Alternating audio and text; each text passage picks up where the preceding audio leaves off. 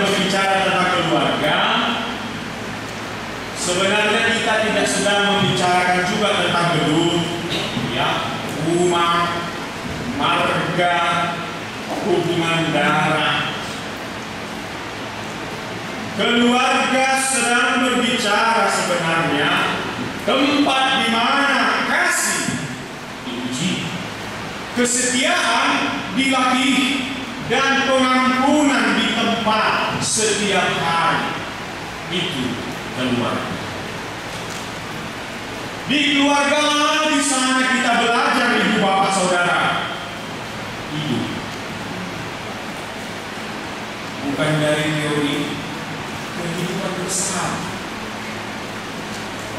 Dari meja makan yang sederhana, dari teguran yang jujur, dari pelukan yang menyenangkan setelah pertengkaran kecil. Itu keluarga. Namun kita jujur, keluarga juga adalah tempat di mana luka-luka terdalam kita sering juga lahir, gitu ya. Kalau saya lihat di jemaat kita beberapa rumah, juga dia masih senyum. Ya, tapi memang di balik senyum itu ada hati yang belah, ada kasih yang dingin, ada salah paham yang belum sembuh, mungkin atau sedang kita alami dalam keluarga kita. Oleh karena itu, ibu bapak, sebagai penutupan di bulan keluarga ini, firman Tuhan berbicara tepat di jantung hati kita. Bagaimana keluarga kita, ibu bapak, jasmani maupun rohani, yaitu gereja, tetap kuat di dalam kasih Kristus. Makanya saya suka dengan perkataan Bapak Gereja kita, Martin Luther. Dia katakan, ibu bapak, keluarga adalah gereja kecil, di mana suami dan istri adalah pendetanya, anaknya dan saudaranya adalah jemaat. Makanya sebenarnya keluarga kita masing-masing itu adalah gereja kecil, unik, terkecil.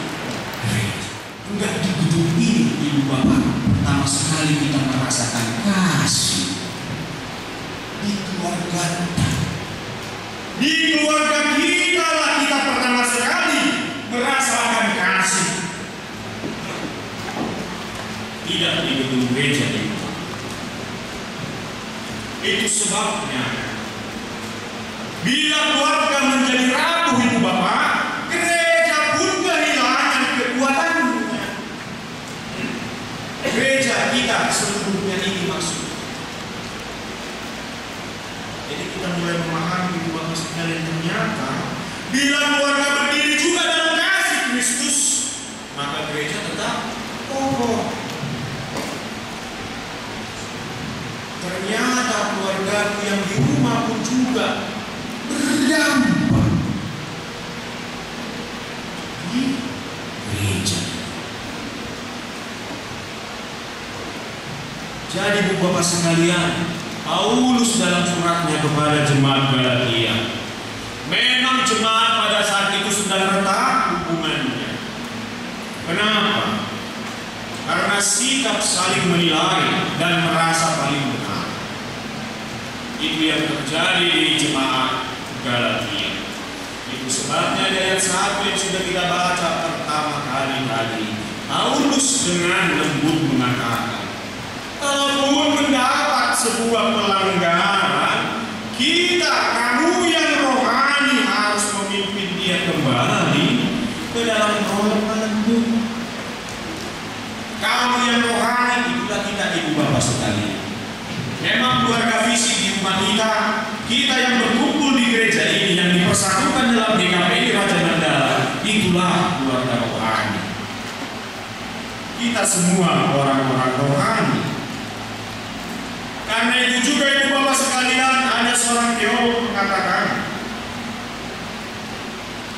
kasih tidak berarti tidak pernah menegur. Kasih berarti berani menegur dengan hati yang ingin memulihkan.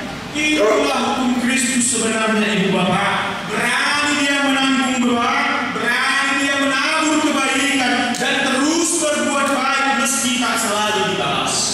Jadi gak heran kita ibu bapak, pun di gereja kita ini, pun di rumah kita sebagai keluarga, bukanlah yang tidak pernah bertengkar, berselisih paham dan juga sebagainya. Yang terutama sebenarnya melalui kasih tadi adalah bagaimana kita bisa menemukan jalan untuk saling kembali. Jadi kita boleh menyadari sesungguhnya saudara-saudara sekalian, ternyata keluarga itu bukan soal bangunan dunia, ternyata relasi bapak sekalian. Mulut jemputan ini dimakai ini dibangun, memang dibangun itu bapak seminggu selesai. Tapi yang namanya keluarga kita itu dibangun seumur hidup kita. Kita bangun keluarga kita seumur hidup kita. Rumah kita dibangun dengan batu dan semen ibu bapak, tapi keluarga kita berdiri atas kasih dan pengampunan gitu ya ibu bapak sekalian. Makanya mari kita selidiki dulu hati kita masing-masing. Kita renungkan dulu ibu bapak di keluarga kita masing-masing bagaimana. Karena kita hidup di budaya yang sangat sudah individualistis ibu bapak sekalian. Tak jarang ada keluarga serumah tapi tidak sehati. Duduk bersama tapi sibuk dengan layarnya masing-masing. Kayak di jodoh pak. Mana pendek keluarga mereka? Ada masuk semuanya. Hidup satu kata tapi hati berjauhan. Makanya kita harus bertanya di mana kasih Kristus yang seharusnya menjadi nafas keluarga Kristen?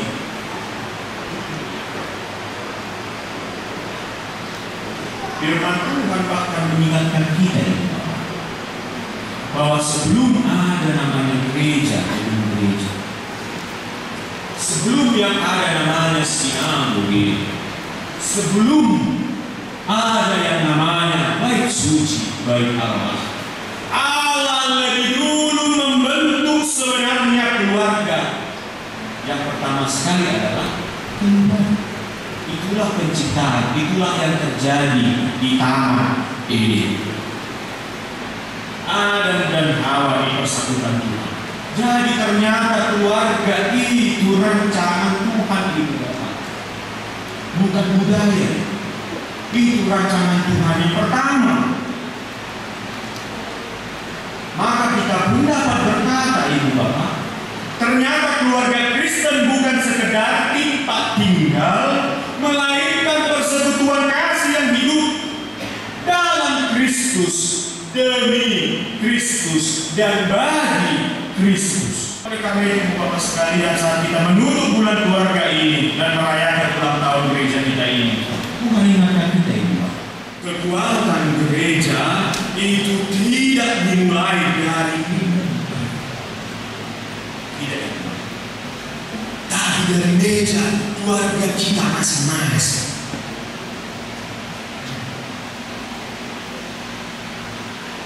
Gereja yang kokoh lahir dari rumah-rumah yang diisi oleh doa, pengampunan dan kasih. Gereja yang misioner yang lahir dari orang tua yang memberikan firman Tuhan kepada anak-anaknya dan seluruh keluarga melalui kehidupannya. Dan gereja yang bertahan dengan zaman ibu bapak lahir dari keluarga yang menabur kebaikan tanpa cemu-cemu. Bukan dari PAJ, penatua, majelis jemaat, dari keluarga kita masing-masing ibu bapak sekalian. Jadi Paulus mau mengingatkan kita ibu bapak, menjadi keluarga yang kuat harus seperti apa? Ada 3 hal. Yang pertama ibu bapak, di ayat 1, sambil kita melihat ternyata keluarga yang kuat adalah keluarga yang memulihkan dan juga lemah.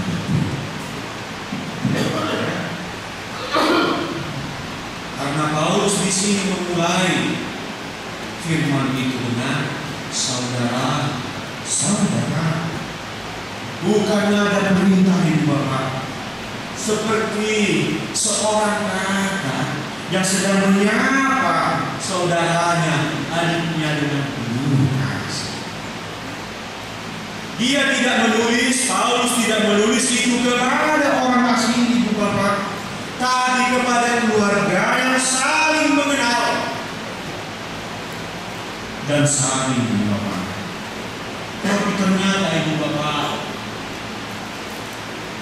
yang dia sapa yaitu Paulus, ada di antara mereka juga yang jahat, ada yang tergelincir dalam dosa. Itulah tadi menghakimi dan juga saling merasa menang dan sebagainya, atau kita memilih.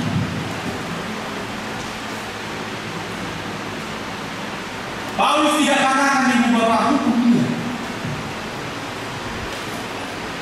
jauhi dia. Tapi apa yang Paulus sampaikan? Kamu yang rohani harus memimpin dia ke jalan yang benar dalam roh yang lemah lembut. Ternyata itu tanggung jawab kita bersama. Ternyata kasih itu memulihkan, bukan menghancurkan. Memimpin ke jalan yang benar. Kalau dalam bahasa aslinya Yunani, artinya itu Ibu Bapak, memperbaiki segala sesuatu yang rusak agar bisa kembali berfungsi, kembali ke jalan yang benar. Berarti apa Ibu Bapak sekalian? Jangan potong anggota yang sudah penuh luka.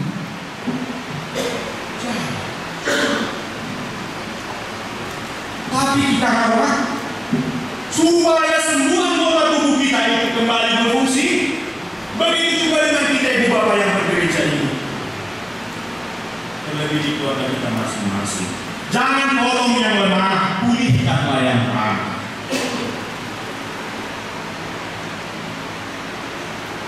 Dalam keluarga yang tua, ketika satu jatuh, yang lain memperbaiki. Saya yakin dan percaya di keluarga kita itu pada kasih semuanya. Saya yakin. Tapi masalahnya ya di keluarga saya aja.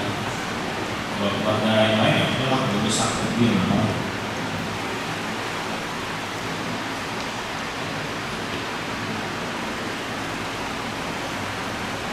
Keluarga rohani yang dewasa tidak sibuk mencari kambing hitam, tapi berani dia berusaha bersama, karena mereka sadar sebenarnya setiap orang bisa tergelincir.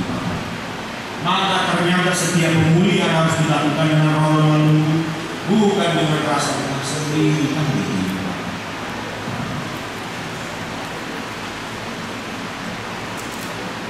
Begitu indahnya Ibu Bapak yang lemah lembut. Biasanya orang yang lemah lembut paham sekali dia itu apa itu kasih. Itu sangat diperlukan dalam keluarga kita Ibu Bapak. Terlebih di gereja, sadarlah kita Ibu Bapak sekalian bahwasanya kita hidup di tengah cancel kultur. Sangat terasa sekali Ibu Bapak. Cancel kultur, budaya yang cepat menghakimi dan lambat mengampuni, itu maksudnya. Tapi keluarga Kristen dipanggil untuk hidup dalam culture of restoration. Artinya apa Ibu Bapak? Pemulihan. Itu lahir dari rumah sebenarnya Ibu Bapak. Ketika ada kesalahan, aku berani mengatakan, aku salah sayang, maafkan aku istriku. Maaf ya Pak, maaf ya Mak, kalau memecahkan piring itu. Berani mengatakan dan juga sesuai dengan hatinya, aku salah.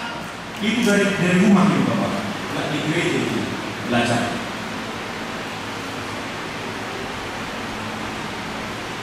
Dan juga bagaimana ketika disakiti, belajar dari rumah Ibu Bapak. Aku memaafkanmu, aku mengampunimu, suamiku. Demikian juga dalam keluarga kita Ibu Bapak.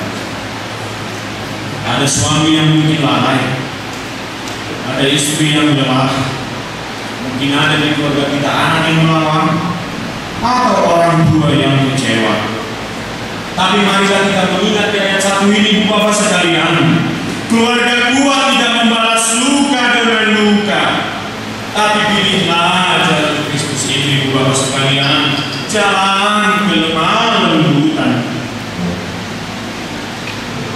Marilah kita belajar untuk pertama kali, mari kita di jalan yang memulihkan. Yang kedua, Ibu Bapak, ayat 2-5. Ternyata keluarga yang kuat adalah keluarga yang menanggung beban bersama, tapi tetap bertanggung jawab. Itu Ibu Bapak sekalian ya. Di ayat 2 dan 5 mari kita perhatikan.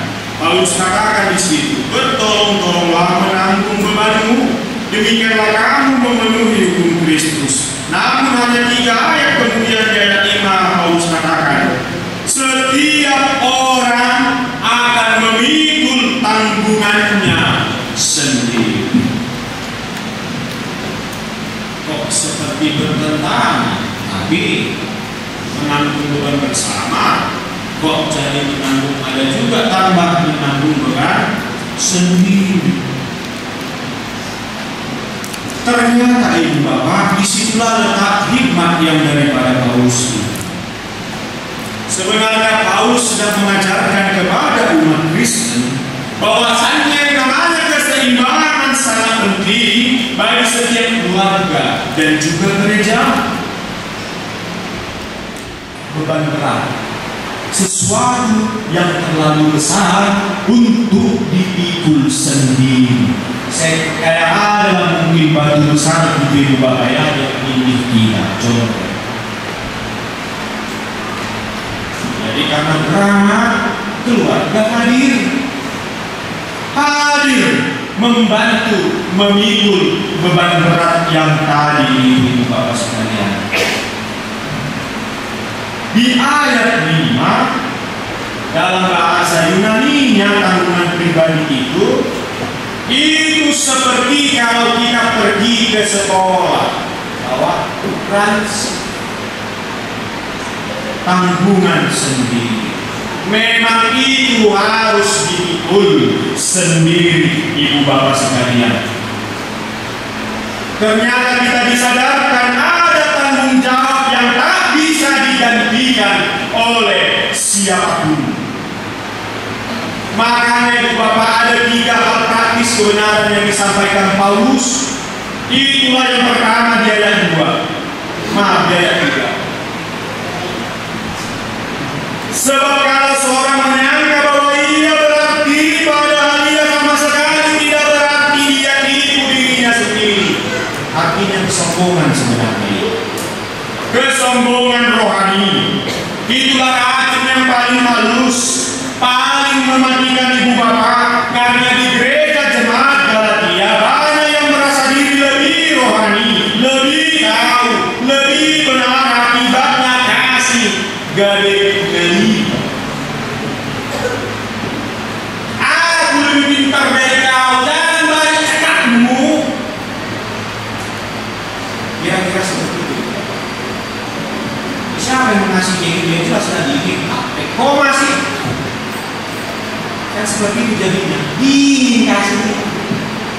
Ya jalan-jalan Ibu Bapak, tapi kan dia semua.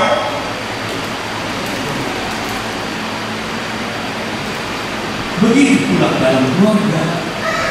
Ketika suami merasa paling bijak, apa yang terjadi Ibu Bapak? Istri merasa paling berjasa, apa yang terjadi? Anak merasa paling benar, apa yang terjadi? Adu kuasa.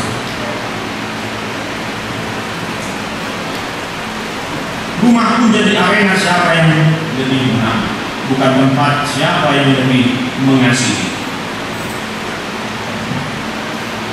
Anak zaman sekarang kan beda sama yang dulu. Sama orang tua tahu ketika salah, sedang menyampaikan. Kalau sekarang nggak langsung berbeda. Bapak nggak boleh, mama nggak boleh.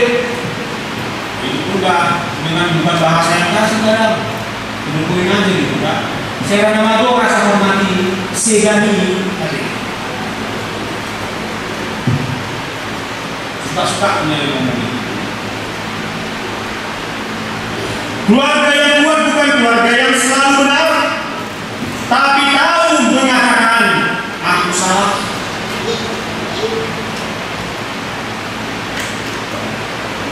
Aku salah.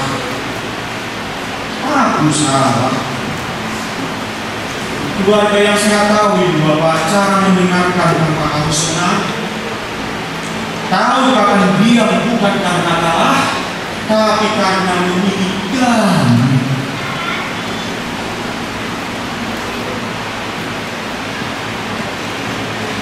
Makanya kalau laki-laki marah cenderung diam, memilih damai. Enggak kayak gitu. Enggak kayak gitu juga ya. Bisa aja gitu, tapi dia nggak tahu mengalusi, nggak tahu dia menghibur istrinya yang sedang nani-nani. Ya, tidak itu. Dan keluarga yang rohani lebih sadar bahwa di hadapan Tuhan tak ada yang lebih benar. Karena pada hakikatnya Ibu Bapak, kita semua hanyalah penerima kasih karunia. Kita bukan orang benar, dibenarkan. Dua hal yang sangat berbeda sekali, Ibu Bapak. Jadi kalau ada seseorang merasa hidupnya lebih rohani, justru di sanalah ia paling jauh dari Roh Kudus. Saya pendeta calon mau menuju kan merasa saya rohani. Saya bandingkan itu Bapak, karena saya tahu orang yang dekat dengan Tuhan tidak sombong, tapi semakin lemah lembut dan juga rendah hati. Makanya Luther juga katakan kesombongan rohani adalah dosa yang paling berbahaya, karena ia bersembunyi di balik topeng kesalehan. Puji dirimu bukan bandingkan diri. Ini sangat luar biasa Ibu Bapak. Ayat 4 ini. Tiap orang pujilah pekerjaannya sendiri. Pujilah pekerjaannya sendiri, maka ia boleh bermegah melihat keadaannya sendiri, bukan melihat orang lain. Karena juga bisa jadi racun. Makanya Ibu Bapak, ketika suami mulai membandingkan istrinya dengan istri orang lain, mana yang lebih cantik, aku atau ini? Kalau laki-laki ini sebenarnya bukannya nggak peka, tapi karena selalu dia berpikir dengan logikanya, jadi memang sesuai dengan darah kira-kira itu. Yang cantik dia. Padahal kan seharusnya yang paling cantik kalau sudah keluarga adalah istri. Amin. Ketika orang tua membandingkan anaknya dengan anak tetangga, rumah berubah jadi ruang ujian bukan pelukan. Kalau pengen anak itu tetangga itu, dua rasakan dua anaknya sama-sama makan nasinya dari kok tahu nggak dua rasakan kayak dia, nggak kita ditinggali apa, nggak kita ditinggali pak, ditinggali terakhir museum, habis orang, dibandingkan. Padahal sebenarnya Ibu Bapak kalau anak itu dibandingkan sebenarnya sakit. Makanya agak susah juga kita meskipun kita memang sebenarnya mau kasih dia semangat sebenarnya dia, tapi nggak semua anak bisa memahami demikian. Ketika jemaat membandingkan pelayanannya, posisinya bahkan berkatnya dengan orang lain, gereja kehilangan damai dan sukacita. Paulus sampaikan, pujilah dirimu Ibu Bapak sekalian. Lihatlah dalam dirimu, jangan lihat sekelilingmu. Sebab kasih yang lahir itu sejati itu dari hati yang jujur, menilai dirinya sendiri di hadapan Tuhan Ibu Bapak sekalian.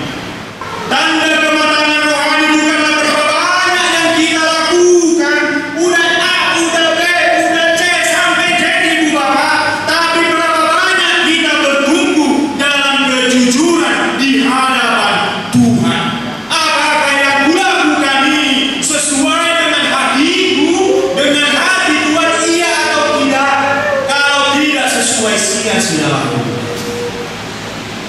persembahan pulimamu 5.000 mulus daksian dia semua hasilnya sekali. Itulah yang enggak mudah. Dan yang ketiga tadi saya perjelas kembali, tanggung jawab pribadi itu ada. Makanya ada salah seorang jemaat amanah, dia rajin mengantar anaknya sekolah minggu, tapi nggak pernah ikut ibadah umum. Saya tanya, nggak di sini, kenapa aman nggak berminggu? Oh, dia udah lama mengandung bayi Natal yang mewakili katanya. Gue semuanya nitip absen ke gereja dia dari istri. Tidak bisa digantikan oleh siapapun, bahkan itu orang tuamu, bahkan itu istrimu sendiri, tidak bisa. Orang tua bisa mendoakan anaknya setiap hari, bahkan menangis dia yang berdoa itu agar anaknya kembali kepada Tuhan. Tapi orang tua tidak bisa percaya menggantikan anaknya. Orang tua hanya bisa menjalankan iman, memberi teladan, dan juga berdoa. Namun keputusan untuk percaya, bertobat, hidup yang benar, itu telah tanggung jawab anak itu sendiri di hadapan.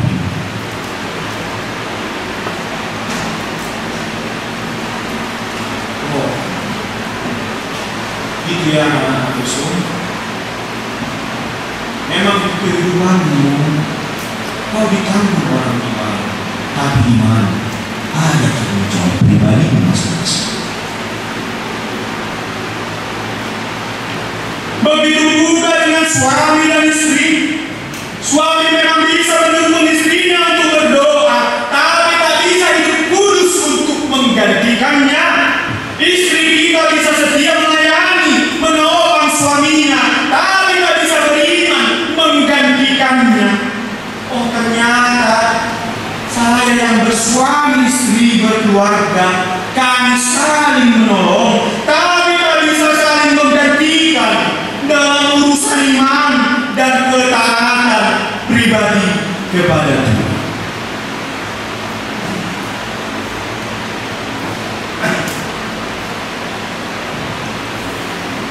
Di gereja pun demikian ya Tuhan. Pendeta, kita penatua bisa berkhotbah.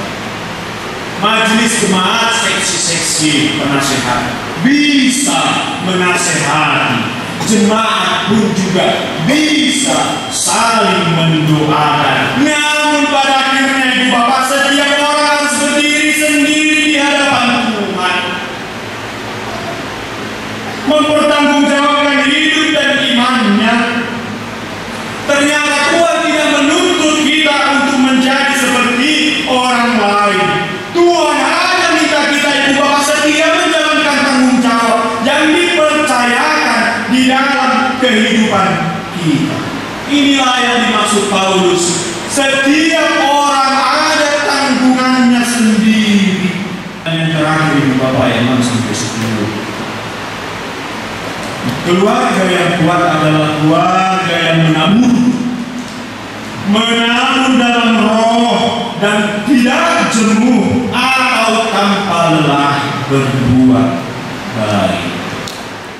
Menabur pengampunan akan menuai pemulihan, tapi menabur keegoisan akan menuai kehancuran. Tak ada hasil yang muncul dari kekosongan. Setiap hari adalah buah dari penaburan sebelumnya Ibu Bapak sekalian.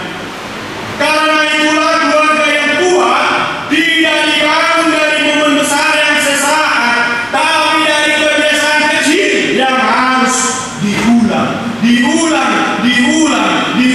dan terus diulang Ibu Bapak. Shalom. Kita kan biasa bilang shalom sama orang lain. Halo, shalom. Itu keluarga kan? Mau lihat? Kalau saya jarang saya bilang sama kasih saya. Ngaruh in between.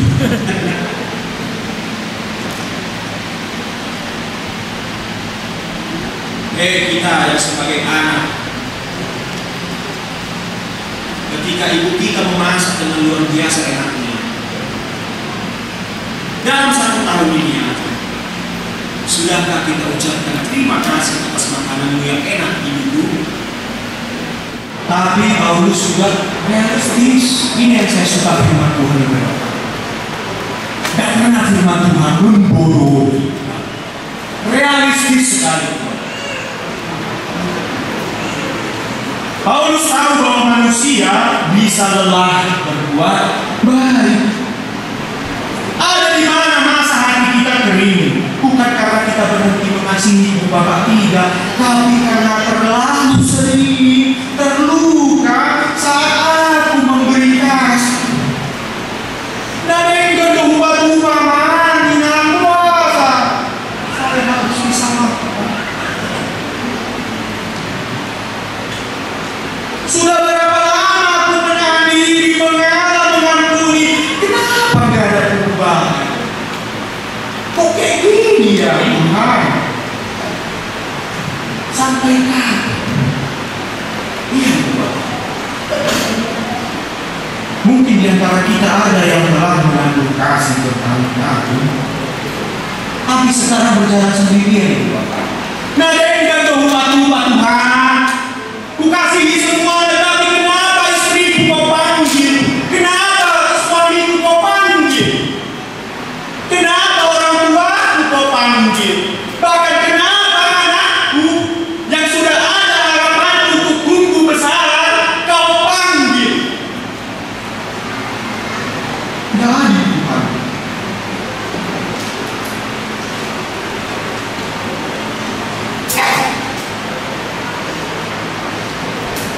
Namun ternyata itu Bapak, itulah sebenarnya iman kita manusia. Kasih sejati bukan sekedar tindakan-tindakan yang spontan Bapak. Diulang dan juga diulang. Ketika aku menderita, tetap ku serahkan kepada Tuhan. Ketika aku menderita, tetap ku berdoa kepada Tuhan. Meskipun tidak dijawab, tidak sesuai dengan waktuku, ku tetap berdoa. Ku ulang, dan juga ku ulang. Ku disakiti, ku maafkan, dan itu ku ulang, dan juga terus ku ulang. Makanya dia bilang dikatakan Paulus itu Bapak, karena apabila sudah datang waktunya, kita akan menuai jika kita tidak menjadi lemah.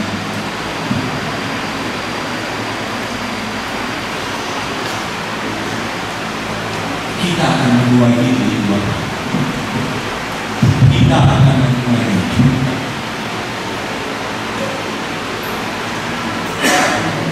Janganlah kita bertumbuh bahkan di keluarga kita, di gereja sekalipun kita, hasil yang ini.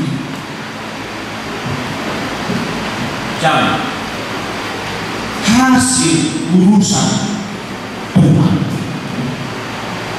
Tugas kita bukan menghitung hasil, melainkan menjaga agar tangan kita tidak berhenti untuk menabur. Kau yang sakit hati karena sesamamu di gereja, jangan berhenti menaruh. Jangan biarkan simbolisme doa keluarga yang setia di tengah jadwal sibuk, perkataan lembut di saat emosi naik, kesediaan meminta maaf tanpa adanya gengsi, kemurahan hati berbagi, termasuk para pelayan Tuhan siapapun itu. Kenapa saya sebutkan Tuhan? Macam barang kaum Lewi tidak mendapatkan tanah dikhususkan Tuhan untuk melayani di bait suci. Teruslah pelayanan hari pengorbanan, sakit hati, bahkan pengharapan yang mungkin sempat. Tapi Tuhan berkata kepada kita, jangan berhenti, panen kasih akan datang. Yaitu keinginan kita bersama, jemaat kita bertumbuh dalam segi jumlah. Terlebih kita juga punya gedung gereja yang memang kita punya atas nama GKPI. Kita akan panen kasih. Amin. Amin, Bapak sekalian. Jadi sebagai penutup bagi kita, ternyata di ulang tahun gereja kita yang ke-30 ini Bapak, memang sederhana itu yang kita lakukan. Gak angka saja yang 30 itu Bapak sekalian. Ternyata dari 30 tahun perjalanan GKPI Raja Mandala, begitu pula dengan 30 tahun kasih setia Tuhan yang boleh dirasakan jemaat ini. Selama 3 dekade pergumulan dan pemulihan terus dituntun gereja GKPI Raja Mandala ini Bapak.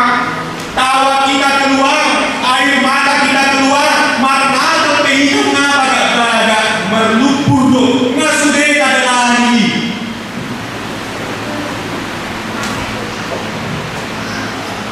Ada panennya yang dari lumpur sekarang ditumbuhin.